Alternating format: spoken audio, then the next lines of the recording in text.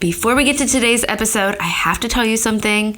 Simple Morning List is here. This was just a dream of mine to create this morning companion journal just a couple of months ago, and now it is something that you can hold in your hands, that you can use to start your day intentionally. So Simple Morning List is a morning companion journal, and it includes a guide to creating 5 lists each morning. It really takes the pressure off of morning journaling and a morning routine because it sets it up for you each morning. The lists include surrender lists, gratitude lists, purpose statement, affirmations, and a hyper-focused to-do list. It also includes an introduction that takes you through all of these lists to help you understand why you're making them. It includes 12 weeks of space for these lists, and it also includes an extra journaling page each day that you can use for whatever you need it for, to-do lists or extra journaling, writing out prayers, whatever it is you want to use that space for. Along with that, you'll get 12 weekly challenges and a short essay to go along with those weekly challenges to just encourage you in your journey of living more intentionally and honestly just opening your eyes to the good around you and starting your day in a positive way. There are already women all over the world making these lists each morning, which is incredible to me, and I can't wait for you to get your hands on this. Just head over to simplemorninglist.com to find out more about it and to start making your lists. And here's today's episode of Minimalish. Welcome to Minimalish, a podcast about minimalism, sort of. I'm your host, Desiree, and I strongly believe that minimalism isn't meant to be an identity, a standard to live up to, a set of rules, or anything along those lines, but rather just a tool to help us make room for the things that matter in our lives. And it looks different for everyone. Each week, you'll find me here having conversations about living with less realistically and the things that matter, like motherhood and family, intentional living, mindset, loving our people, and everything in between. More than anything, it's my goal to remind you, and often myself too, that you're worthy of creating a life filled up with what matters to you, and that you're already enough just as you are. I'm so glad you're here, friend. Here's today's episode. Hey friend, welcome back to Minimalish. I'm Desiree, your host, and today we are talking about finances. We are talking about some simple habit shifts that can help us get out of debt or just meet financial goals that we are wanting to meet, whatever those are, especially when it comes to shifting our spending habits. And I am definitely not an expert on this, though I am personally learning. I'm actually going through a no spend challenge this month with my husband, and we are almost halfway through, and it's been going really well. It has been quite an experience just learning to say no more, and it's been a good experience. But I started this no spend challenge after this conversation that I'm sharing with you today. I'm talking with Jen Smith of the Frugal Friends podcast and Modern Frugality. Jen is also the author of the Amazon best-selling book, The No Spend Challenge Guide. Her latest book, Pay Off Your Debt for Good, explores how to sustain the journey to paying off debt and reaching other big financial goals. So that's kind of what we're discussing today. How do we sustain this journey of reaching our financial goals? And Jen's best-selling book about no spend challenges, I went and grabbed that right after we talked. I was so inspired by her, and I was inspired by that book to start a no spend challenge a few days later once November started, and that's what we've been doing. It has definitely been a helpful guide in doing so. We're really inspired by Jen. So I'm so excited to share this conversation with you today. If it inspires you, if you're enjoying this episode, if you love the podcast in general, go ahead, screenshot that you're listening, share it on Instagram, share it with a friend, text it to a friend. This is a great way to grow this amazing supportive community that has stemmed from Minimalish. If you're not there already, by the way, head to Facebook if you spend any time on Facebook and search Minimalish Mamas and join the Minimalish Facebook group, because there's just been so much beautiful encouragement going on there, and I want you to be in on that if you're not already. All right, friend, be ready to be encouraged. Here is my conversation with Jen. Well, hey, Jen, I'm so excited to have you on the show today, and I'm excited to talk about your new book and paying off your debt. So thanks for coming on the show. I'm super excited to be here. Thanks for having me. Yeah. So before we get started, I always like my guests to tell me and tell our listeners a little bit about who you are and what you do. I've talked about it already a little bit, but just from your words, what do you do? What are you all about? Yeah, so I am a personal finance writer, and all that started from when my husband and I paid off $78,000 of student loan and car debt in 2 years. So I don't have a finance background at all, but just from everything we learned in those 2 years and everything I've learned since, I have been freelancing full-time in the personal finance industry for almost 2 years at this point. So that's me. And I'm just passionate about helping people find what they value and spend money on that without guilt, and helping them cut out all the rest so that they can afford more of what they love. Yeah, that's awesome. And that's amazing that you did that in 2 years. That's a very similar number to my husband and I's debt. And we have kind of started at the beginning of the year. So I'm so excited to chat with you because you said that you have a book coming out. And I want you to talk about what that is, because as we were talking before, you said it's kind of for that struggle that happens in the beginning when we set out to pay off debt. Yeah. So the book is called Pay Off Your Debt for Good. And it's all about the struggle that comes in those multiple years while you're paying off debt. So everybody talks about cut your spending, make more money, be on a budget, but nobody really talks about how do you stick to that budget? How do you get the willpower, the motivation? How do you develop the habits? And these are kind of just like high level concepts that we talk about, but nobody really puts out a plan for this is how you develop habits. This is how you break habits.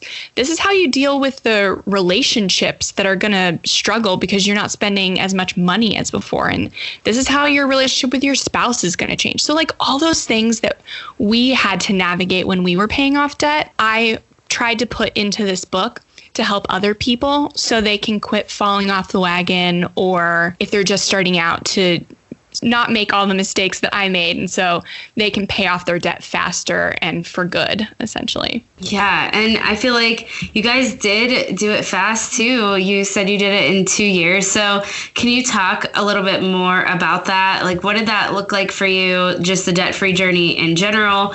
Like, when was that? How long have you been debt-free? Maybe even what started it for you? So I know that's a lot of questions, but just kind of the basics of the story. I'm used to saying it in elevator pitch. So it started in 2015. Actually, my husband and I were engaged, and he said he had just graduated trade school, and he was like, the first thing I want to do when we get married is pay off debt. And I was like, that is not the first thing I want to do. That is not the second, third, or last thing I want to do. And he really had to convince me. It didn't take very long, but he had to convince me that there was so much more we could do with our life if we didn't have all of the debt that we had. We had almost $73,000 worth of just student loans, and then a little bit on a car. And that was about over $500 a month. We were burdened with just debt payments. And he started telling me just to think about the things I personally wanted to do with my life. And thinking about me, I became much more open to the idea, which sounds so bad. But once I was on board, we thought it was going to take about 5 years because we were not making as much money as we had in debt. I was working part-time. He was unemployed. He had just graduated. And he got a job, and then he lost a job, and I couldn't get more than part-time. So we really had everything working against us. But once we started and once we committed, we found that the more momentum we built up, the faster we would bring up our debt-free date. And that's how we ended up doing it in 23 months. We weren't making six figures. We didn't have a windfall. It was just a lot of hard work and being committed and navigating all of the problems that came up. Not even problems, but just life. Life comes up. And navigating that through the lens of paying off debt and not letting it set us back. Yeah, that's amazing. So let's first talk about I really want to focus on the habits and the habits that we need to form to pay off debt. But the first thing I want to talk about, because we were chatting when we were first emailing back and forth about minimalism and being debt-free and kind of how they fit together. So how has minimalism fit into this journey for you? Do you consider yourself a minimalist? Yeah, so I definitely resonate with the term minimalish. I love minimalism, but I still I feel like I'm always paring down. I always have more to get rid of. I don't know where it all comes from, but I still always have more to get out of my house. But I started this whole debt-free journey not really caring about my spending or my stuff. Definitely not a minimalist, definitely not frugal. And I really thought that I could out-earn my spending. So I thought, hey, I work part-time. I'm just going to work a bunch of extra jobs, make a lot of extra money, and that's how we're going to do this. And that worked for about 2 months. 2 months after we started paying off debt, so right around Christmas of our first Christmas married, I got shingles. Like literally right before Christmas, just because I was so stressed and overworked. Yeah.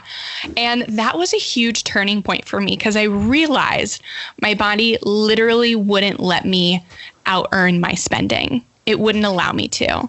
And I still have some like peripheral nerve damage. So whenever I start to get stressed or overworked again, I get a little reminder from my body that says, hey, you can't do this. So that's when I had to start actually thinking about my spending and the things that I was bringing into my life.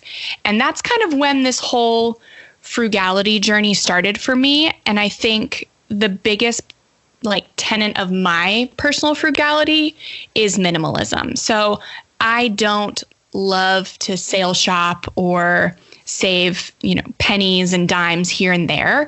I just don't buy as much. And I find that saves me even more money.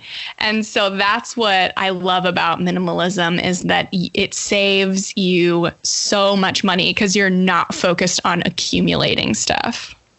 It really does. And I feel like it's what's made us even be able to make any progress is just the fact that we have, made this one of kind of our core values as a family.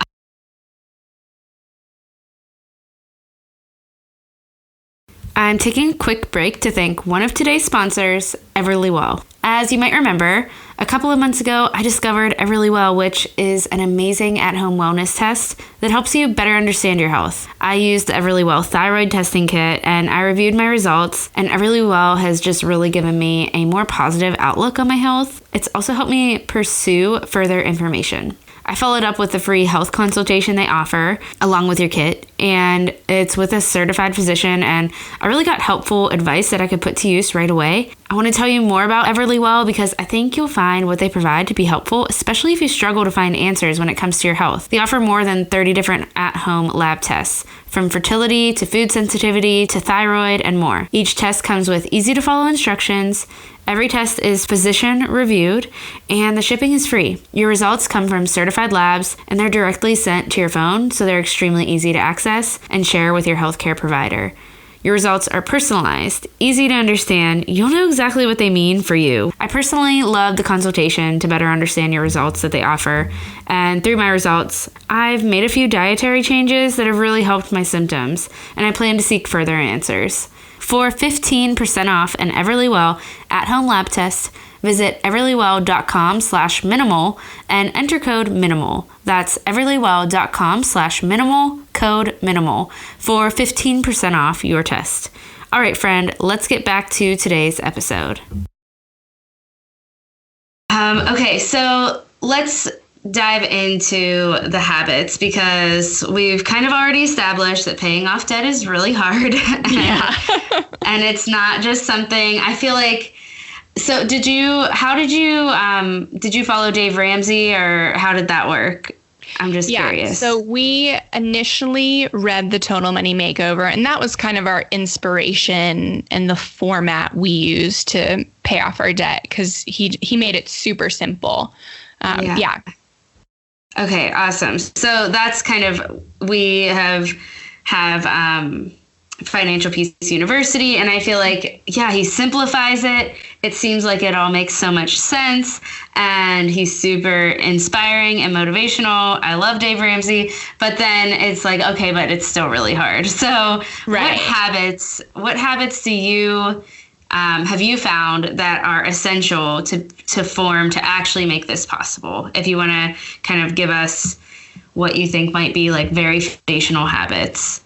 Yeah. So when I decided that I needed to focus on my spending, I really needed to think about my spending habits. And I had probably my biggest habit was anytime I would drive by a Starbucks, I would somehow magically end up in the drive-thru or inside if it was a really bad day. And I would not even realize it. And I would always have a Starbucks cup in my car. It was just one of those comfort things. And I was spending a ton of money just on little things here and there. So like a trip to Target or 4 trips to the grocery store during the week. It was little things that I was either spending mindlessly or spending impulsively. Like if I was somewhere where I needed to be and I just, saw some chips that I wanted, I would get them. So I really had to first identify these habits and then replace the bad ones with good habits. So the way that I did it was I started doing no spend challenges. So for 1 month, I would just not spend money on anything like personal. So obviously still paying all my bills and my debt and everything, but I would consciously choose to not spend money on like snacks or at Starbucks or go to Target or any of that stuff. And so that is how I figured out, first of all, like what my spending habits were. And then after the month, I would evaluate okay, what was really hard? And what did I notice that I really missed? And that where I decided those were the things I valued and those were the things I wanted to spend money on. Not as much, but I wanted to spend without guilt on those things.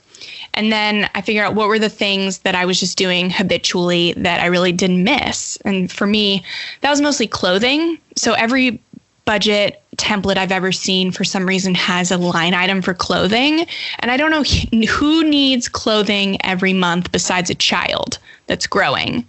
As adults, unless you have a job that's really hard on your clothing, you don't need clothing every month. So that was something, at least for me, I found that I didn't really need to have a budget line item for. And so I would consciously try to buy nicer coffee beans and brew those at home. So I still felt like I was doing something special, but I was saving money. And so I was replacing a bad habit with a good habit. So that the most important thing was identifying the bad habits and then identifying a good habit to replace it with. Yeah, that makes so much sense. And I feel like, as you say that, that's something that even just this past month, like I said, we started in February, so it's been a while, but even just, I have a toddler, and now that you have a baby, I'm sure that you can see, even though you've already broken a lot of habits. New ones come up so often. I found myself in more fast food drive-thrus in the last 5 months than I've ever in my whole life, just to get out of the house and get that baby asleep in the car seat. Exactly. So it's never something, even when you understand it, you still have to be aware of it because the brain is always going on autopilot and just trying to do what's easy. And so it's something you have to be checking back in with yourself every few weeks to just reevaluate where you are. Yeah, I know when you said the Starbucks thing, that's so funny because I feel like when I finally get my toddler out the door, I would find myself doing the same thing. Oh, it's fine, especially as fall hit and that they have that pumpkin cold brew, whatever. I was like, I need one of those. I need one of those again in the same week. And recently, as October started, I told myself, I'm just going to start telling myself no. And if I need to leave the house to work on the weekend, which is usually once every 2 weeks, I can have it then. And it's been such a big game changer just saying no to myself. And it's so funny how hard that is to actually start. So how do you start a habit like that? Do you have a process that you kind of go through, or I don't know, I talk about like routines and starting routines a lot. So I'm just curious what that looks like for you. Yeah. So it has to be a routine. You have to commit to it, daily or as often as possible, which is why I like the no spend challenges, doing it for a month, because then you can kind of get some kind of routine. Not everything happens every day. Not everything is a temptation every day. That's why I love no spend challenges, doing them for a month, because maybe not everything comes up as a temptation every day, but throughout the course of 30, 31 days, you're going to get some kind of a routine going, and you're going to kind of go through all of your struggles at least once. So to start a habit, I will pick one or two. I don't want to do all of my bad habits, work on all of them at once, because that is a recipe for disaster. Even if you feel like you have a ton of bad spending habits, just work on one or two at a time and just take small baby steps, because no goal is too small. Every time we get closer to a goal or accomplish something, that gives us a little hit of dopamine. But you have an equal and opposite reaction when you fail at one. So having those balanced, medium-sized little goals is really, really effective. For my coffee, I won't call it an addiction, but I would allow myself to maybe go once a week. So depending on the no spend challenge, I would maybe allow myself to go on Saturdays. That way I didn't feel like I was depriving myself. Sometimes those are mostly since we've been debt free, I've allowed myself little cheat days. But when we were really going hard, then I was going hard. But after that month was over, I would always give myself a treat. And 99% of the time, actually 100% of the time, it was a really fancy coffee drink. So having something to look forward to is a good motivator. And doing things that bring you joy is also a good motivator. So keeping a gratitude journal. I know it sounds maybe not related to starting a habit, but the more grateful you are and content, the better headspace you're in to make better decisions. And so you can make those decisions to follow through with those habits more often. Yeah, I talk about gratitude a lot. I just feel like it's such a key in minimalism, and really for anyone who wants to start decluttering their home and then not reaccumulating. Yes. Then gratitude is key, and it travels over to the financial side of it as well. Oh, for sure. But it also just makes us happier people. And I feel like there's a lot of scientific studies out there that say that that's true. It helps our mental health in general. What were some things that you did on your debt-free journey that kind of helped start to grow the momentum? Do you know what I mean? Are there specific things that you cut back on that started helping you pay things off and get the debt snowball going? What did that look like? Yeah. So the spending with the coffee and the Target, those are more personal revelations. They didn't move the needle a lot, which is why you've got the latte factor. People are don't buy lattes. And then other people are buy all your lattes. They don't matter. But that was more of a personal spending revelation. The things that really moved the needle were the big things. So we decided to live in a 1-bedroom duplex instead of a nice apartment or somewhere nice in general, let's be honest. So reducing our rent costs was the biggest thing. And I know that people are like, it's impossible to find $700 apartments anymore. But if you're looking and you have that flexibility, like we were living with friends, so that was even cheaper. We were just married, and we were living with my husband's old roommate for a few weeks after we got married because we just wanted to find a place that was cheap. So if you can have some flexibility in finding a place, cutting down on your living costs is such an important thing when you're paying off debt.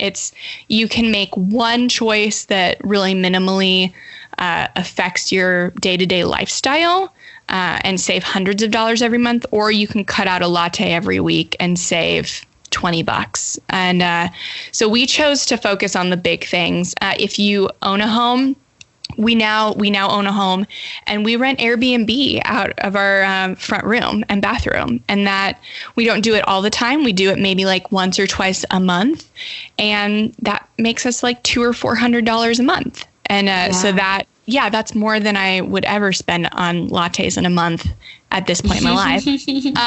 But so that, and then choosing lower cost carriers for phone and internet, reducing our grocery bill through meal planning.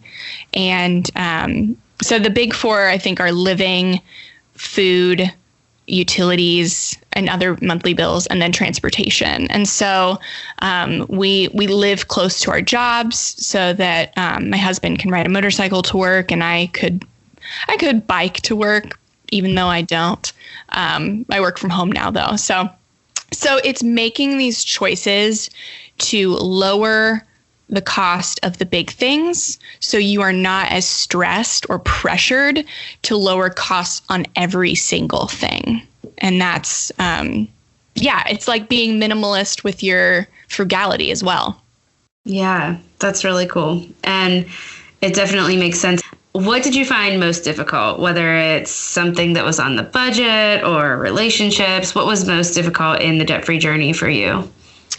So this was the one that I did not anticipate going into our debt-free journey. It really hit me hard as a very relational person and somebody who really values quality time as my love language. I had to put some friendships on the back burner not because of anything they were doing, but all of my best friends from college live all over the state. Like once we graduated, we all moved, and they would see each other often on weekends. And I started working an extra job on weekends, and I couldn't go up as often to hang out with them. And, road trips and overnight trips were kind of off the table and out of the budget. And so I kind of watched my friends for 2 years grow their relationships without me. And I would still, make time here and there, but it definitely wasn't as frequent as they were. And so that was super hard. And we see each other more now. But it's something that I really, really struggled with during that time. But it also forced me to get out of my comfort zone and make new friends that were in my city and that had the same values as me. And so we did that kind of by just posting on Facebook, like these free events, and being like, who wants to go to this free event with us?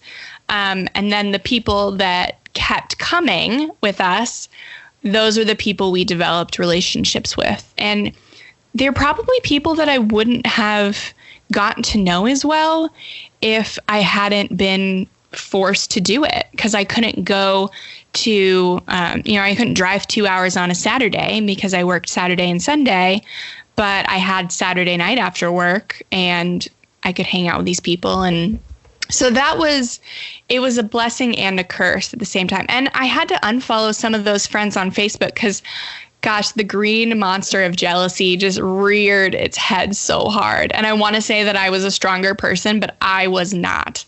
And I was really jealous. And so I actually unfollowed them for that season. So that was the most difficult part.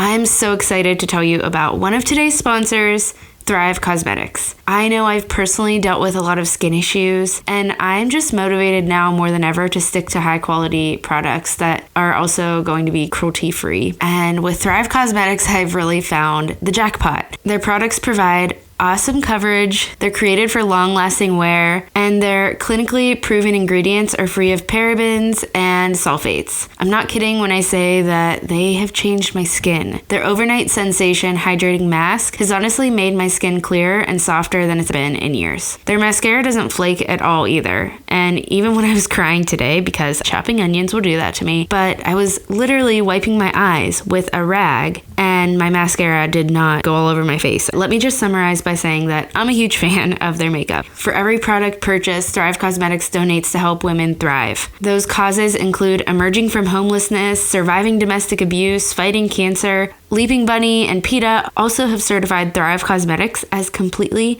vegan and cruelty-free, and you can even auto-replenish their products so you'll never run out of your essentials, like their liquid lash extensions mascara, which, like I said, that's a favorite of mine. Start thriving and help women in need today by going to thrivecosmetics.com/minimalish and enter code minimalish for 15% off your first purchase. That's THRIVECASEMETICS.com/minimalish and enter code minimalish for 15% off. thrivecosmetics.com/minimalish. All right, let's get back to today's episode. Yeah, that has to be really tough.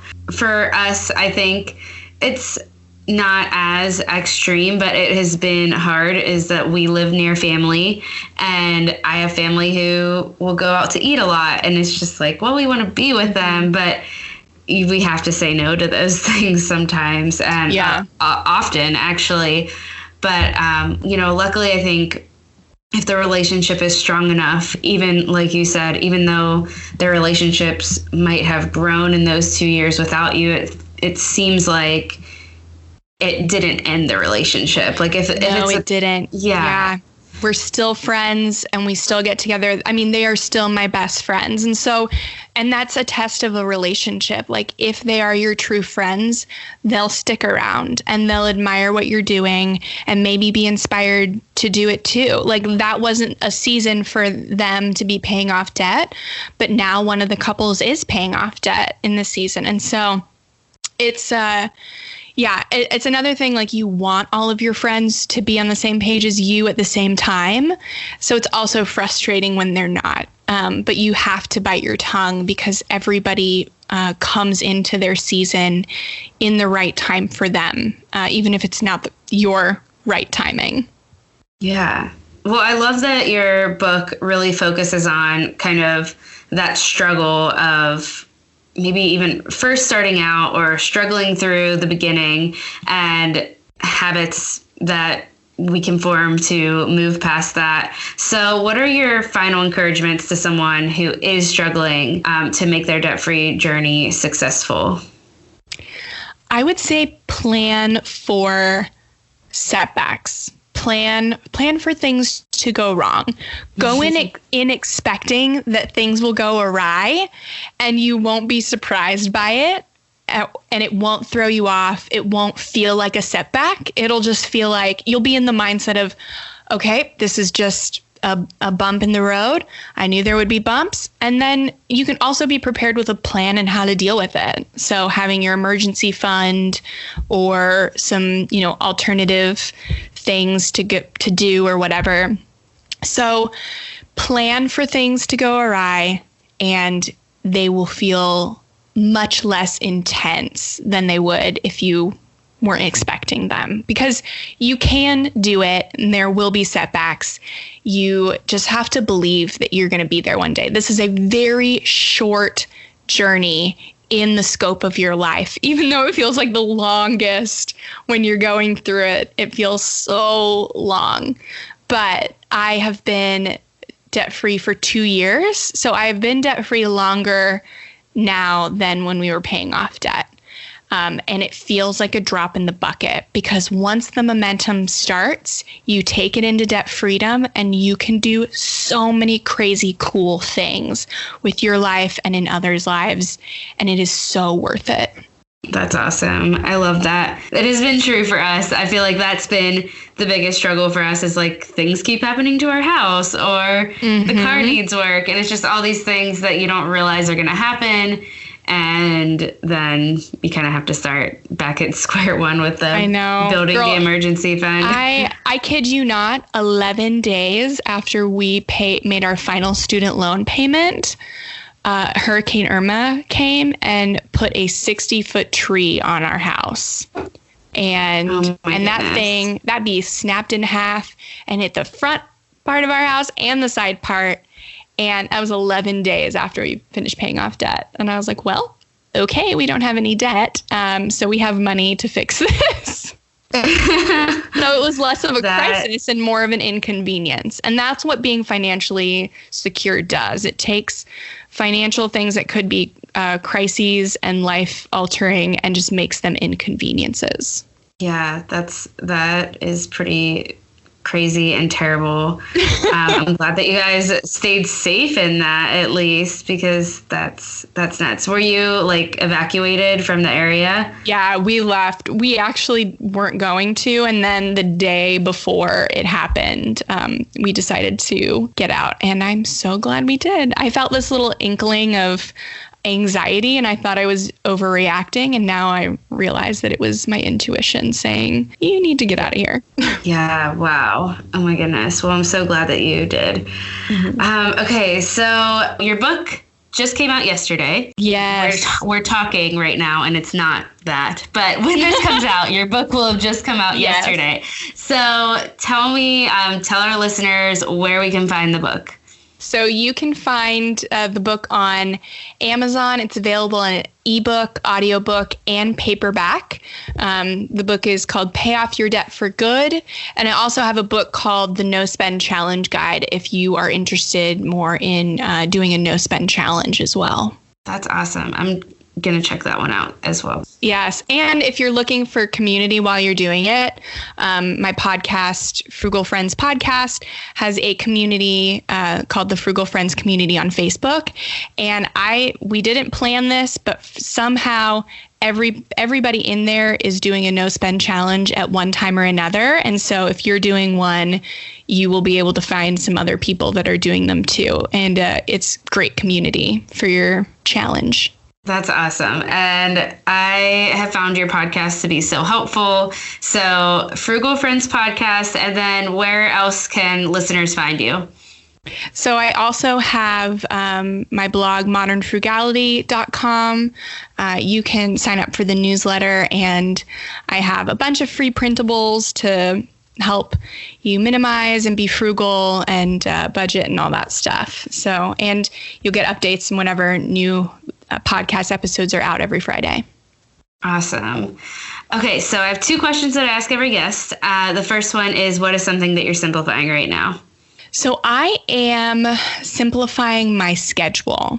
So my 5-month-old has really taken over my life, but I'm still holding on to trying to do everything because I was very go, go, go before I had him. And so I'm getting better, but I'm still at times finding I'm trying to do all of this stuff.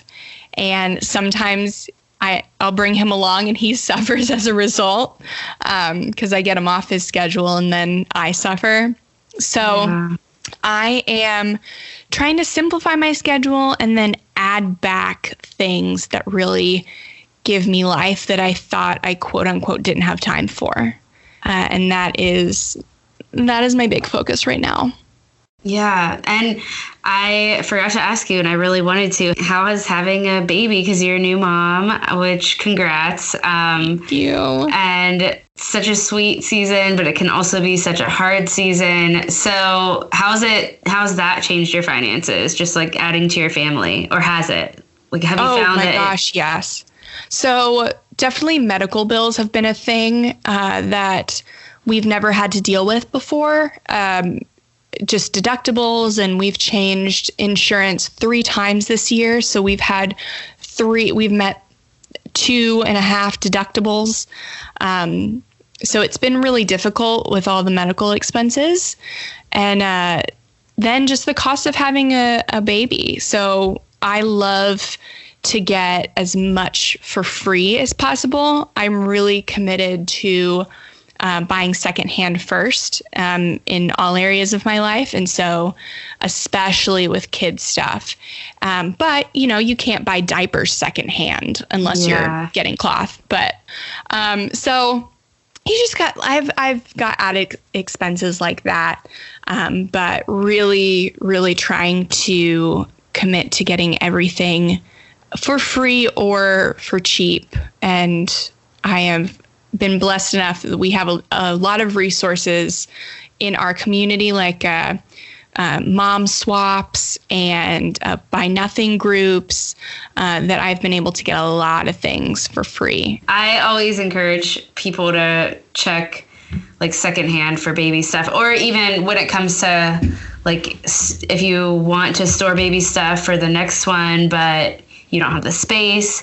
I always say it's so easy to acquire, like especially clothes, I feel like, and toys for free through Buy Nothing or through hand-me-downs through friends, or at least for very inexpensive. Of course, if you know you're adding to your family soon, then you want to keep what you want to keep. But also just that if something were to happen where, oh, I wish I wouldn't have got rid of that thing, I can probably find it for free or very inexpensive. Yeah, I'm trying to just keep the key pieces that I really like for the next one. So I'm getting rid of a lot of things and just keeping a few things that I love. And then, I can just get everything for free like I got with this last one. I could probably give it to a friend and get the same stuff back later. Yeah, we did that. We recently got a bunch of bigger baby stuff back from a friend. And I was like, wait a second, I'm not ready to get this back yet. Like, I was trying to go through my head and figure out if there were any other friends that I could pawn it off on in the meantime. Yeah, I have a friend who just finished having 4 boys. Over the course of 10 years, but I'm getting all of her hand-me-downs from all of her boys. So find a friend who's done having kids and just say, hand them all off to me. Yeah, exactly. Yeah. Okay. And then what is something that you can't stop talking about right now? So I can never stop talking about frugality, and everyone knows this about me. I'm super nerd. I hate consumerism and what it does to the environment and what it does to people and relationships. And I just think we could be so much more fulfilled and know ourselves so much more. Like we don't need to take as many Enneagram and Myers-Briggs tests. We could just spend less and learn about what we value, and learn so much more about ourselves than any test can tell you. And so I'm super passionate about values-based spending. So I'll talk your ear off about it. That's awesome. I love that. It's so true. I mean, that's what minimalism is really about to me too. It's just so much noise. The fact that we attach our value to stuff, and it's funny. It's just you don't think about it when you're doing it, but you are. And once we take that away, we have to really dig into who we are, and we get to really dig into who we are because we're not as distracted by all that noise. So I just I love that. I feel like it's what I can't stop talking about too, but kind of in a different way. And it's really cool how minimalism and frugality do go hand in hand. And I love that you talk about that. Well, I am excited for you. I'm excited about your book thing, and all the links are going to be in the show notes. And thank you so much for coming on and chatting with us today. Thank you so much for having me. This was so fun. I obviously can, talk about it all day. So I love talking about it. Okay, some exciting news. Jen is offering her book right now for 99 cents. And it will be at that price through this weekend. So go ahead and grab it if it sounds like something that would be helpful for you. I think Jen just has so much wisdom when it comes to finances. So I'm so grateful that she's offering her book right now for a super affordable price. I know that as my husband and I have embarked on a debt-free journey, we have come across a lot of stumbling blocks. So I just want to encourage you, if that's your case, don't give up. We're not giving up either, and we are continuing to move forward. It's interesting because what we've realized most in this year is this is just something that day-to-day life, people don't really talk about, and people don't really want to talk about finances. And we kind of were that way before we really jumped into this journey. And this journey has really helped open our minds to talking about this, to trying different things to make this work and to move forward. We know that there will be so much freedom at the end of this journey, and we are so grateful that minimalism has really helped us make any progress at all along the way. I also wanted to put a quick plug in for positive ratings and reviews on this podcast. If you are enjoying the podcast, and if you have never reviewed a podcast before or given a podcast a rating, let me just tell you how really quickly. If you're listening on iTunes, you would just click on the Minimalish Podcast, the main page, I guess, of the app on the Minimalish Podcast, and you would scroll down and you'll see the reviews and ratings, and you would hit a quick 5 stars and type something that you're loving about the podcast. That is super helpful when you do that. Sometimes people only give ratings and reviews to things if they're not loving it, which is fine. I know I'm not everyone's cup of tea, but if you are loving it, go ahead and give it a quick rating and review. I'm so grateful for you if you do. And then hop over to some of your other favorite podcasts and do the same. It helps podcasters so much when you do that because it helps our podcast be seen by more people. And most of us believe in our message so much, and we just want to share it. And if you believe in it too, and if you are loving the message of whatever podcast you're listening to, giving it a positive rating and review is an easy and free way to give back. It only takes a couple of minutes, and I will speak for any podcast host that we are grateful for you. All right, friend, have a fantastic rest of your week, and look at your podcast feed on Friday. If you're listening to this when it comes out on Wednesday, check back on Friday for a bonus episode. I'm going to be talking about Thanksgiving, and I'm not talking about the food, although that's the most important part, but I am talking about what I think makes the best Thanksgiving ever. It's actually a really fun episode in collaboration with a couple of other podcasts, and I think it is going to apply to your holiday season in general. I hope you have a great rest of your day, and I will talk to you back here on the next episode.